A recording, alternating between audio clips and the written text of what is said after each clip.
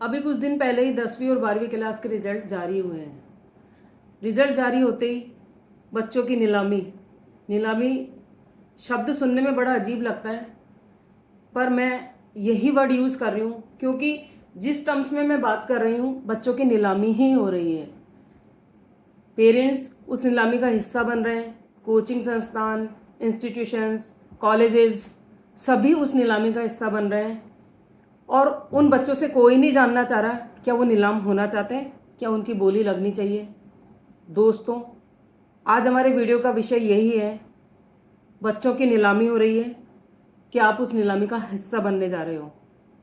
दोस्तों, वीडियो को अंत तक ज़रूर देखिए और अगर आपको मेरा वीडियो पसंद आता है तो लाइक, कमेंट और सब्सक्राइब ज़रूर करें। दोस्तों, पिछली बार मैंने वीडियो बनाया था 10वीं और 12वीं का रिजल्ट आने के बाद उन बच्चों को लेकर जो असफल रहे, किन्हीं कारणों से असफल रहे या जिनका पढ़ने का मन नहीं था फिर भी ज़बरदस्ती उन पर पढ़ाई थोपी गई।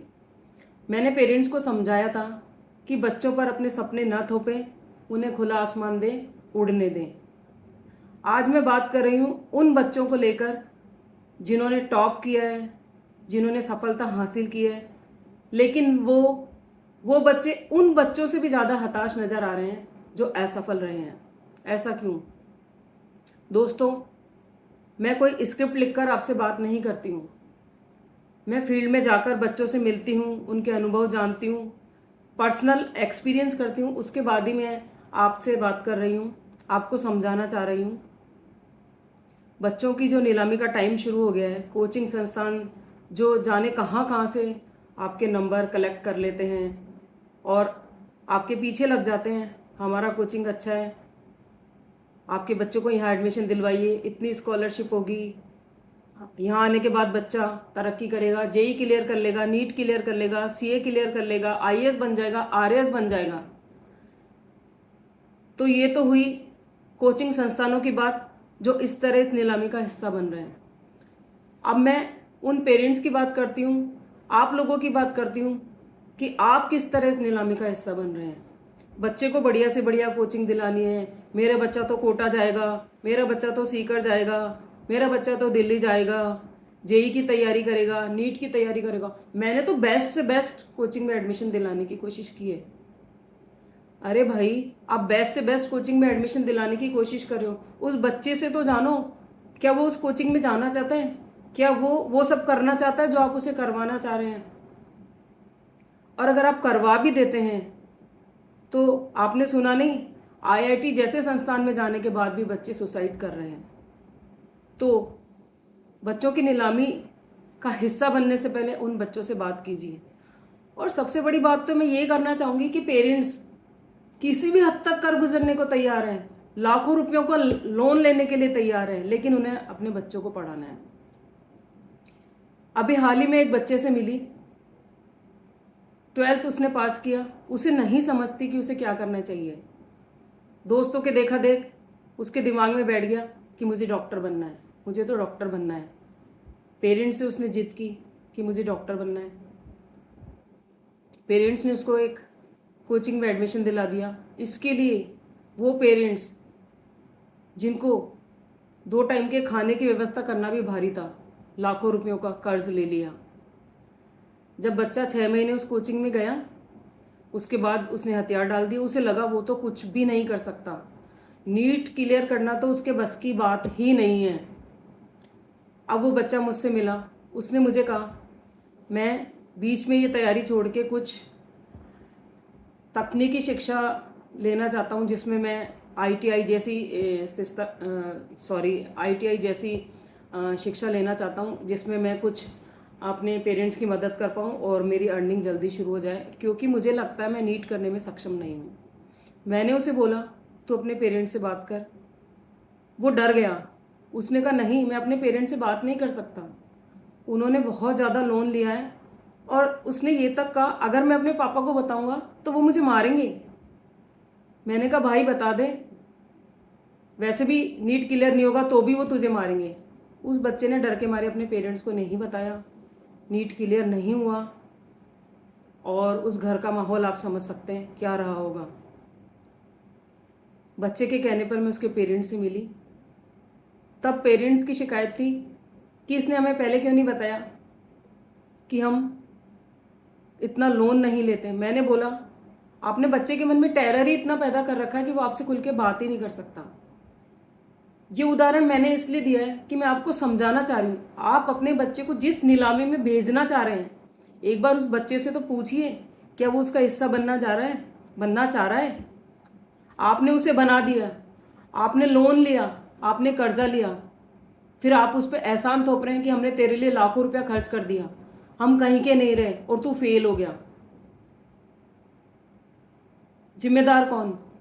बच्चा, कोचिंग संस्थान, या आप, या वो सभी लोग जो इस नीलामी का पार्ट बन रहे हैं?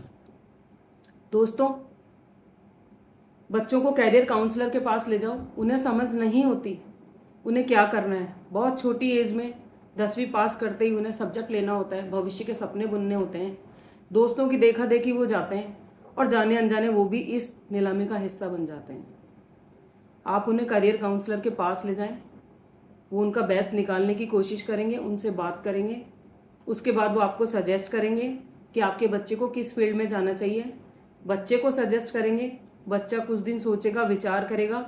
आप भी कुछ दिन सोचिए, विचार कीजिए, उसके बाद डिसाइड कीजिए कि आपको अपने बच्चे को क्या करवाना है।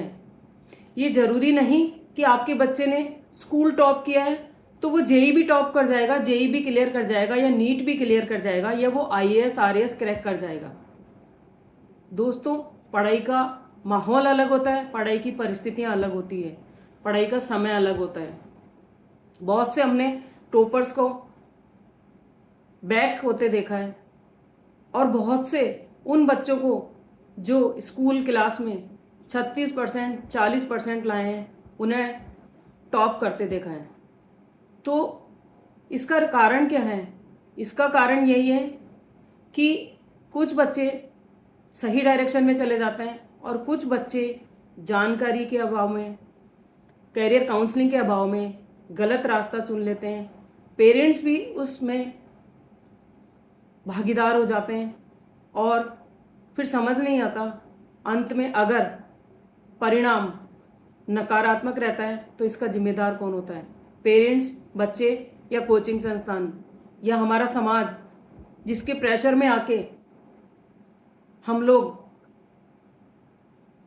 इस नीलामी का हिस्सा बनते हैं, अपना निर्णय लेते हैं।